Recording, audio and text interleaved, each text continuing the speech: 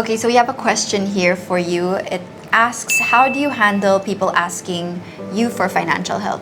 All right, so many people have asked this already. So people, when they ask for financial help, it depends who you are, no? So if you're a person in the charitable institutions such as the church or the foundations, then of course that's a different setting. But if you're a private individual, say a career person or an entrepreneur or a businessman, then you have to be able to teach people how to approach the proper institutions such as a foundation or the church institutions for the proper help. So what are the other proper institutions? The DSWD or the City Hall's Social Welfare Office. Because if you teach them how to seek for help, then it will be easier for them to actually apply for that help.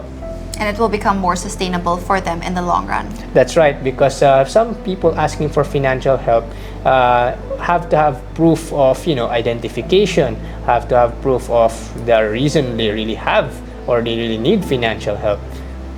Okay. How about in terms of the type of people who ask it?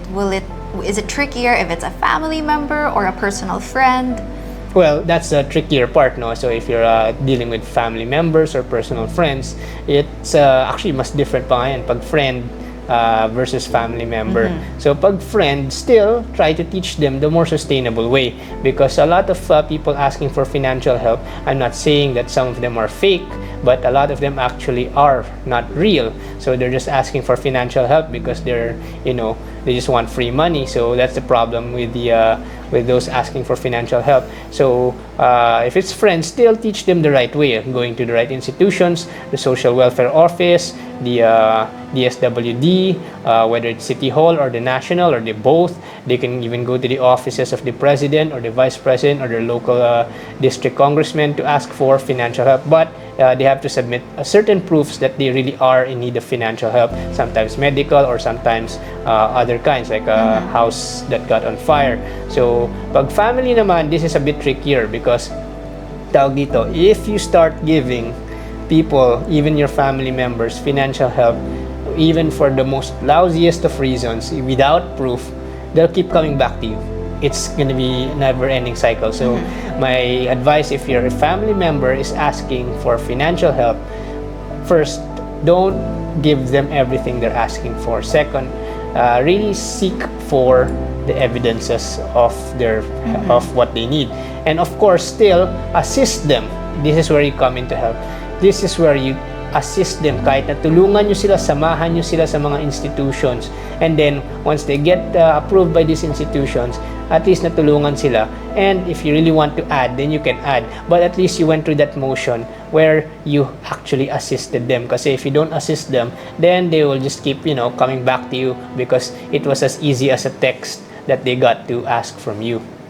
Okay, so there are systems in place when it comes to you mentioned sa government assistance. Yes, correct. Okay, so we can send links down below also para talagang matulungan kayo if ever, diba? Yes. You can submit or forward this to them as well. Correct, that's correct. That's why those who are seeking financial help, there will be links also in the description or in the comments so that you know where to be able to seek financial help, because sometimes people seek wrong people. They message mga artistas, they message mga influencers or famous people online seeking financial help to the audience and to those who are watching. And if you have friends who are like this, they're not obligated, hindi ho obligasyon ng mga influencer. So you shouldn't be guilty also. Yes, of course, hindi ho obligasyon ng influencer, artista, or ng mga sikat na businessman na maging social welfare office. Yes.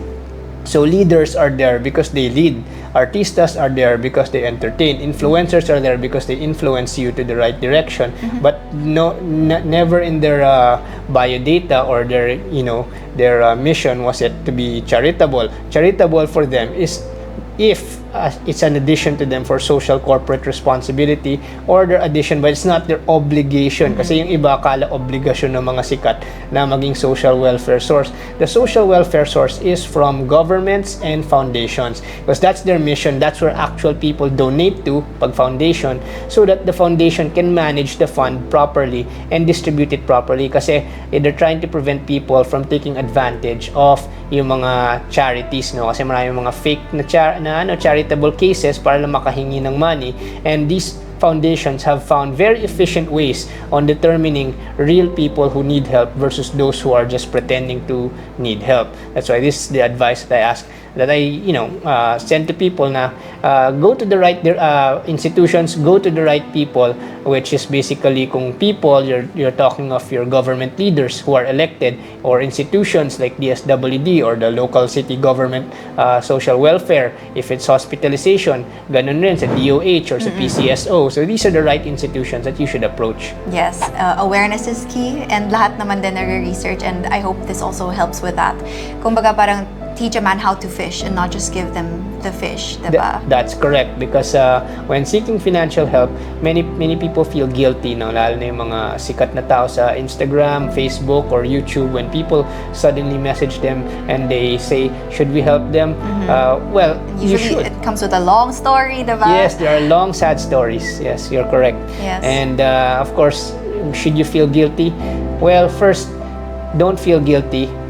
Help them correctly. For those who are watching this naman, if you're feeling guilty because of people are asking you for help, and you say, how do I help them without them becoming like repetitive, because they will become a repetitive people. So when I was younger, I fell to this kind of the system where I thought by giving nakatulong ako, but they kept coming back with the same reason. Parang hindi na natapos yung same problem. It's always the same problem. Yes. Because to them that system works. So I changed the system, and now natulungan ko na sila, and they're able to prove it, and those I found out were not real have been caught in their act, that they were actually not really needing financial help. So that money could have gone to real people who can really be helped. That's why right now, if you want to donate, if you're a sikat na tao watching this, or someone with money that you want to help, direct it to the proper institutions. Yes. So mga foundation ng simbahan. Yung may sistema na. Yes, they have systems to determine who to help.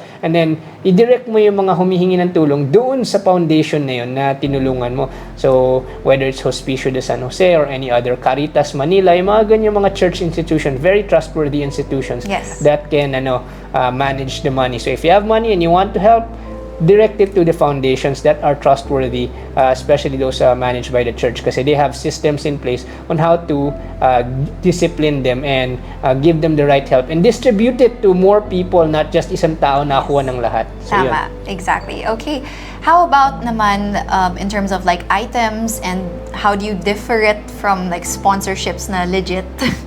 Diba? Kasi baka yung iba, they mask it under the term sponsorship, pero yun pala, diba, parang nagiging abusive siya. So how do you determine those?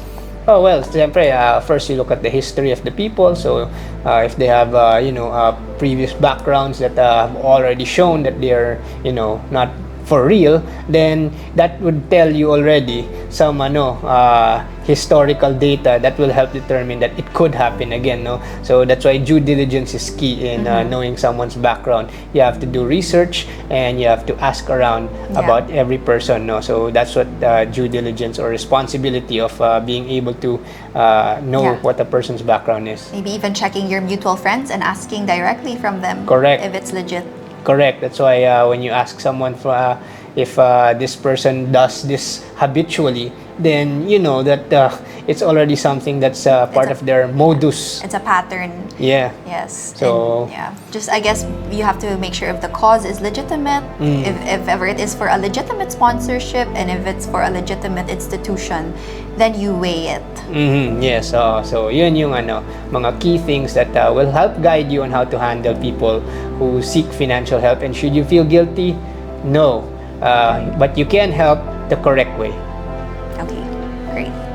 Thank you, and hope this video was helpful to you, and please subscribe to the channel or like this video. Thank you.